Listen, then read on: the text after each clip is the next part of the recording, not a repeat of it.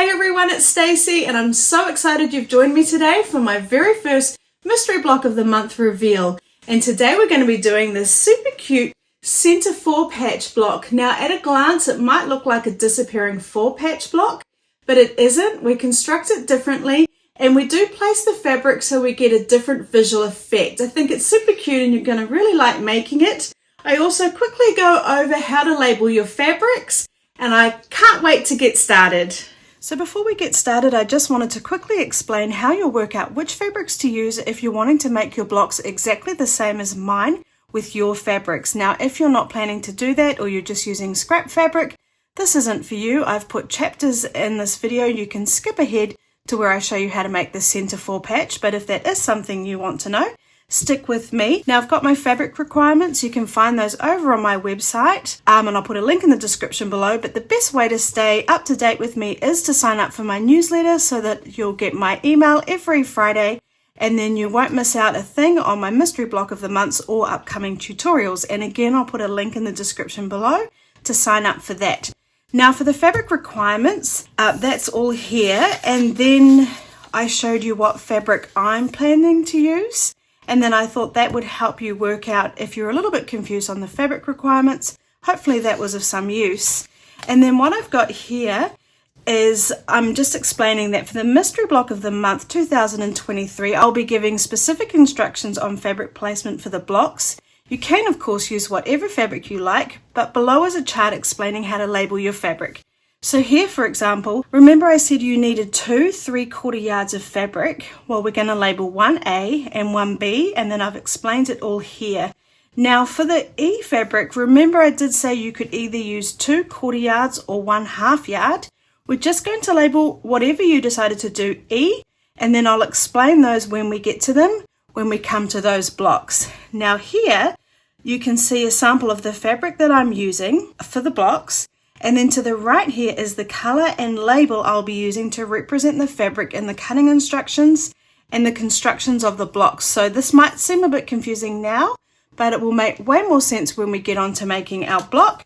I'll be using this in all my blocks, so hopefully it will be much easier to follow along and work out what fabrics you'll be using. Now to help hopefully make it a little bit easier, I have made these labels. So what I would suggest you do is work out which fabric is going to be your A fabric and then label it like I have here, so I know that this is my A fabric, my B fabric, my C fabric, and so on. But I hope that's not confusing and hopefully it makes a little bit more sense once we get on to making our blocks. Okay, so now let's make our center 4-patch.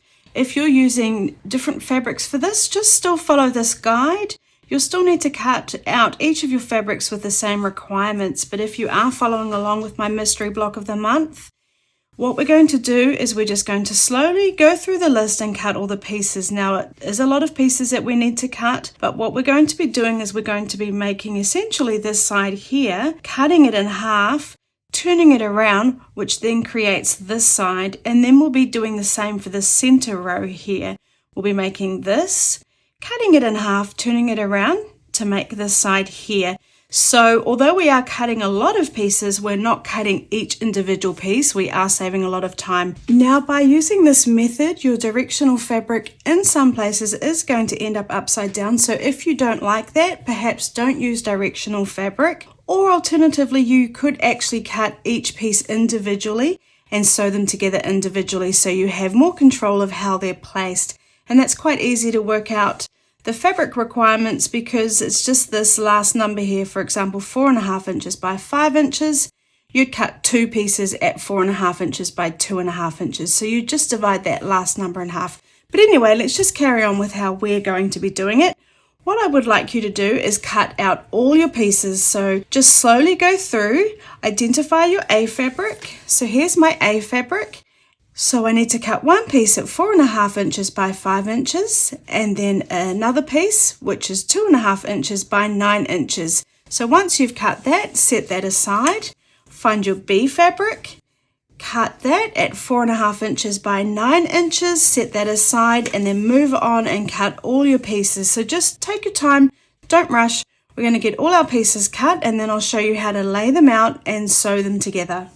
You can get a copy of my cutting instructions over on my website, but the best way to stay in touch with me is to sign up for my newsletter, and then I'll send you everything you need with all the links at the end of every month when I do a new Mystery Block of the Month release. And of course, if you're a Perks member, thank you so much. You'll be getting sent a copy of the pattern a day early.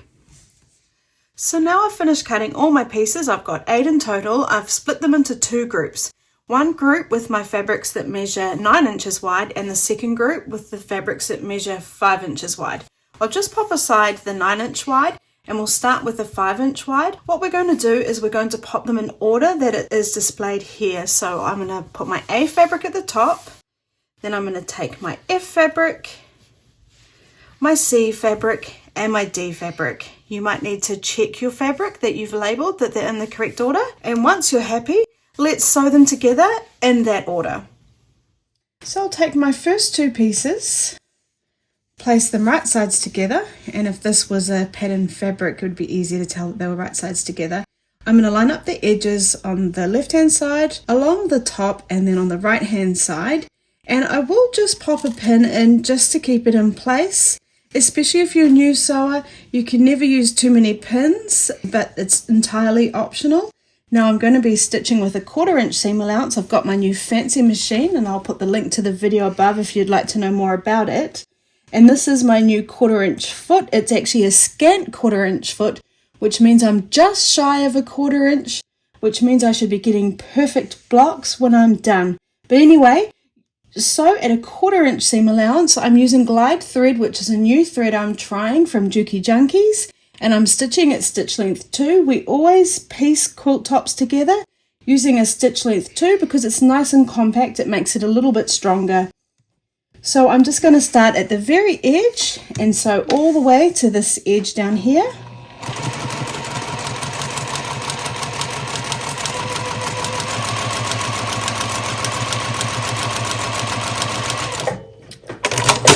My new sewing machine has a thread cutter, but if you don't, just cut that thread. Then I'll open it up, take my next piece and sew that on, again right sides together, lining up all the edges on the side and the top and this side here. I will just pop a pin in and then sewing again just like I did before.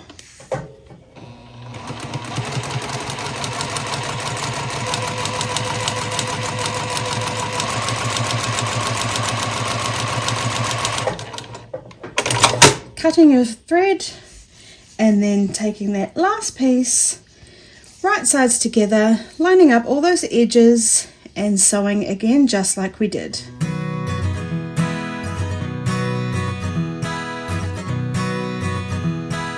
Okay, now I've sewn my 4 pieces together. Let's give it a quick press. So now we're just going to press our fabrics going down, and this was my top fabric, so I'm going to be pressing them down. So I'm going to find my first row of stitches, set them, and then I'll just do the same for all the seams there. And then what I'm going to do is make sure that seam is facing down. I'm going to use my fingers to finger press it so that there's no creases in here, just gently, and then I'm going to press. Then I'm going to come to the next seam, make sure that seam is facing down.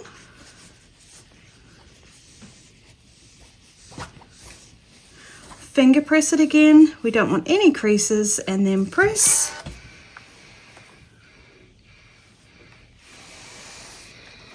And then on my last piece, doing exactly the same. I'm just making sure that seam is facing down towards me, finger pressing and pressing.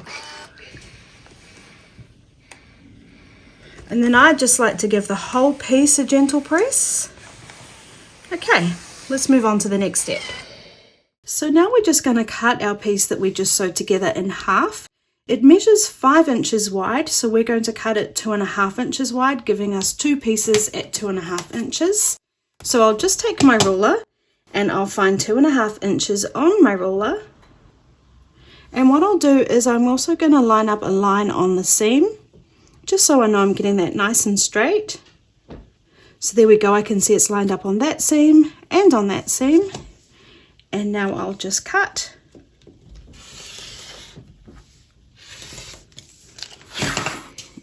And now we have our two pieces at 2.5 inches. I'm going to take this left hand piece and rotate it around and sit it next to the other piece like that. So it's matching our picture here. Can you see how it's now matching our picture? Now what we're going to do is sew these two pieces together. So now we want to sew these two pieces along the seam here. So I'm going to face them right sides together, pick it up, and then what I'm going to do is find the seams here, and we're going to nest the seams. If you haven't nested seams before, all it means is we've come along with our fabric, folded it and pressed it this way. And then on this side here, we've got our fabric and then we've folded it and pressed it this way. So it means that they're pressed in opposite directions, giving us a little ridge here. So what we do is we push our fabric up against each other, which nests it or locks it. And then what you can do is open it up and just check that you're getting a nice straight line. I always like to open mine up and check. We also want all these edges lined up really nicely. And then once you're happy, I'm going to pop a pin in. I'm just going to use one. I'm going to go in on one side and come out on the other. If you'd like, you can put one pin on either side. Then I'm going to find the next seam and do exactly the same. I'm going to open it up, push them up against each other, make sure they're lined up here. I will take another sneak peek, and that looks good to me. Pop my pin in, find the next seam and do exactly the same. Now I always use pins when I'm nesting seams, and even then sometimes they seem to just move and I don't know how. But with pins you've got the best chance of getting them perfectly nested. Then at the end here I'm going to line up the top edge and the side edge. I will pop another pin in, and then I'll come along to the beginning and do the same, lining up the top edge, the side edge. We can never use enough pins, and there we go. Now all I'm going to do is sew along that edge just like I have in the past. I'm not worrying about a back stitch, and I'm starting on the very edge there. And then I'm removing my pins just when I have to, so I'm coming right up to them.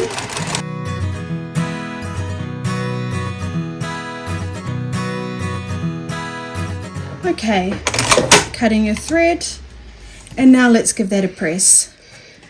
So now we're going to set the stitches. We always set our stitches because what it does is it sets the stitches in, as the name implies, and it makes our stitches stronger, and it also helps our blocks lay flatter.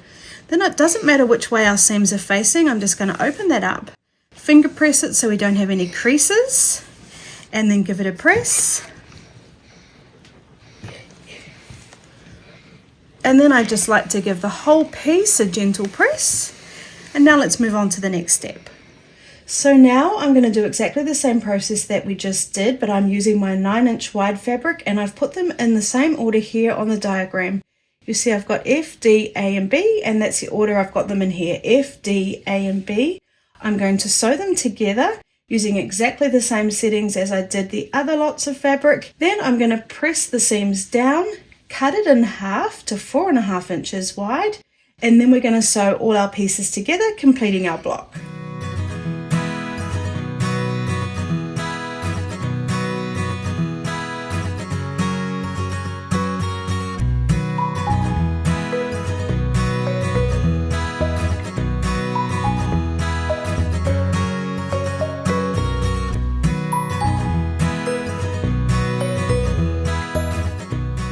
So now we need to cut our piece in half, remembering it was 9 inches wide, so we're going to cut it in half at 4.5 inches wide.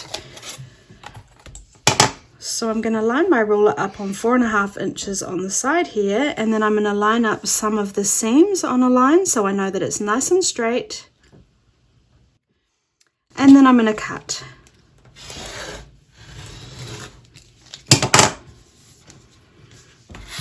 Okay, let's finish making our block. So now let's construct our block. I've got that center piece that we've already sewn together, and we're just going to attach our two side pieces, and those are our pieces that we cut in 4.5 inches.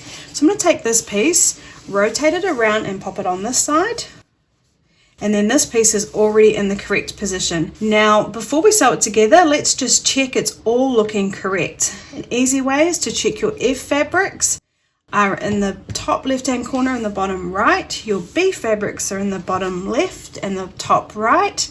And that we're also getting a pattern. Can you see that cute pattern happening? We've kind of got little right angles coming up here, right angles coming up here, and again on this side. So just check that you are getting the correct pattern, all your pieces are in the right place, and then all we're going to do is sew them together using exactly the same technique. I'm going to fold these two right sides together. I'm going to find my seams, I'm going to nest them, then I'm going to sew them together and then press, and it doesn't matter which way I press my fabric, and then I'm going to sew on this side, do exactly the same, and then we've finished our block.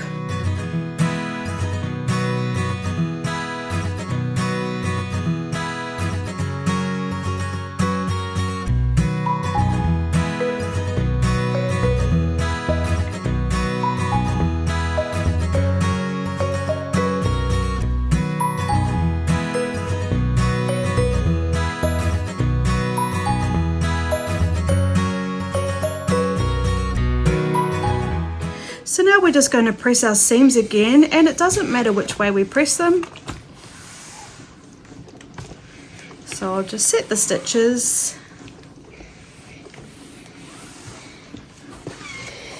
I'll press mine going up.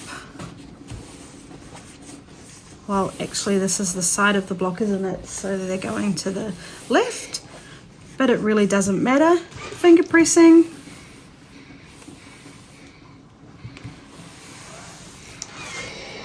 Coming along to those next seams.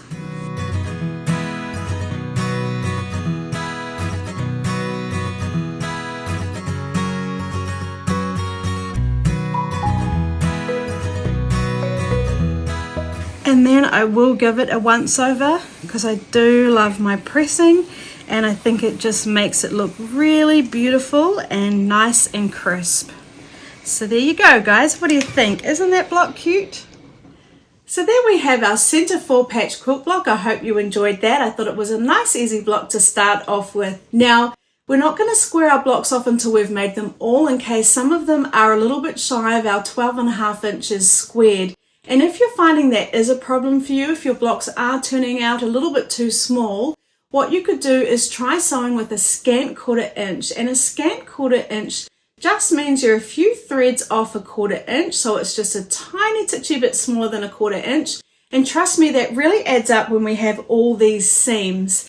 Also, please make sure you sign up for my newsletter so you don't miss any of my mystery block of the month reveals throughout the year. And of course, I do have my perks membership. If you think you'd like to buy my patterns for these blocks, it does work out cheaper, and I'll put the link in the description below. Thanks so much for joining me, and I'll see you next week where I've got a great project planned.